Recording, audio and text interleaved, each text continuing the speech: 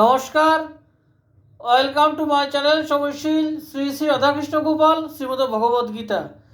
আজ 18 জানুয়ারি 2026 আমি শ্রীমদ ভাগবত মহাপুরাণ প্রথম স্কন্ধ প্রথম অধ্যায়ের সূতের কাছে সৌনকাদি মুনিগণের প্রশ্ন মঙ্গলাচরণের 12তম ও 13তম শ্লোক পাঠ করছি।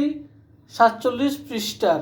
শ্রীমদ ভাগবত মহাপুরাণ কি জয়, শ্রী শ্রী রাধাকৃষ্ণ গোপাল শ্রীমদ ভগবত গীতা কি জয়। রাধে কৃষ্ণ, রাধে কৃষ্ণ, রাধে কৃষ্ণ। হে প্রিয় সুত, আপনার মঙ্গল হোক।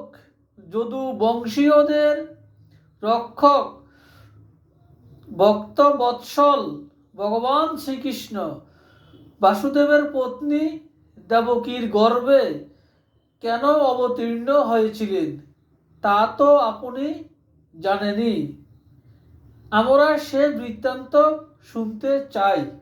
আপনি দয়া করে আমাদের সেই কাহিনী বর্ণনা করুন, কারণ জীবের মঙ্গল এবং ভগবত প্রেম বৃদ্ধি করার জন্যই ভগবানের অবতার হয়।